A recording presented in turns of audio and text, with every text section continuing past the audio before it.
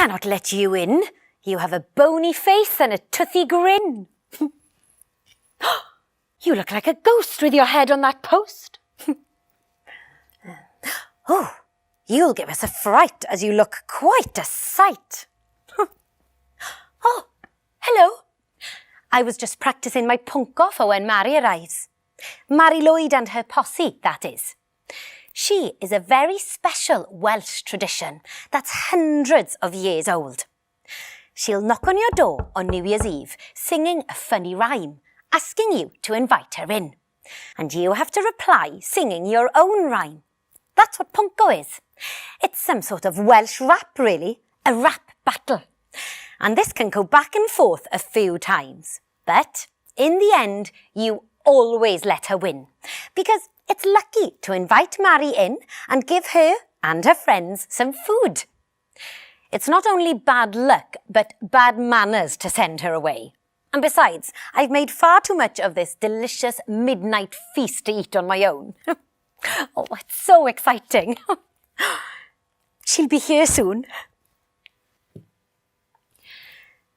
People have loved horses for centuries. They even worshipped them in ancient times.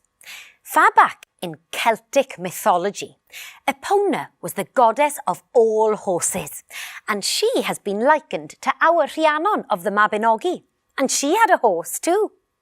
And carrying a horse around villages isn't new either. From before the 13th century, groups of people called mummers used to perform what they called old horse plays, wearing disguises. They would carry a wooden horse from house to house, using it to ask for food and drink. We have a poor old horse, and he's standing at your door. If you only let him in, he'll please you all, I'm sure. Some say that this is where the pantomime horse, Dobbin, as well as the Mari Lwyd, comes from. And even though she was first written about in a book in the 19th century, there were stories of her for centuries before then, with a strong tradition in Glamorgan and North Wales. We're lucky to have her back, because in Victorian times, some people were afraid of her. I can't imagine why people would think a horse's head was scary.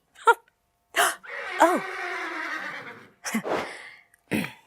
A minister called William Roberts even used to encourage people to go to church on New Year's Eve instead of waiting in for the Mari to come knocking. He campaigned against the tradition, which might explain why she all but disappeared. I'm sure I can hear her. Every village had their own Mari, and they would dress her up in flowers, ribbons and bells, evergreen like ivy and painted symbols.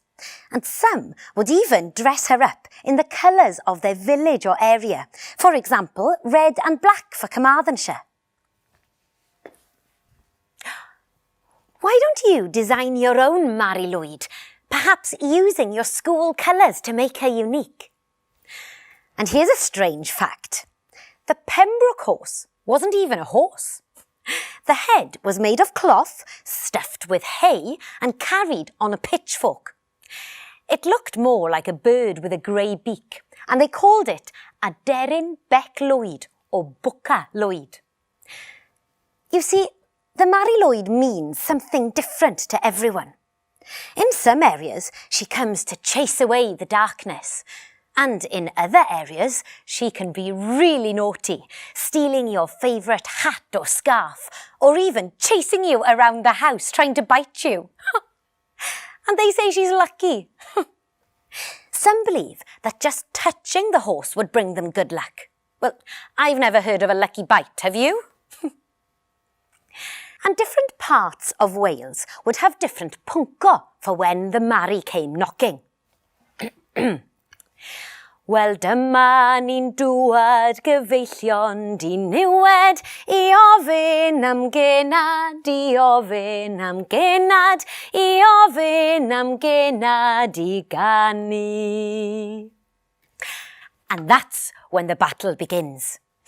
During the first few verses, Mari asks to come in, but the owner of the house replies in verse, refusing her entry. But, as you know, they'll always let her in the end and invite her in. Why don't you try writing your own verses, telling the Mari Lwyd why you won't let her past the front door? And remember, the Mari's message is always the same. Give us some food. But the funny thing is, they never eat much, to be honest. All that word battling for a few mouthfuls of food and drink. It would be a lot easier if you just opened the front door and let them in. But a lot less fun. She's here!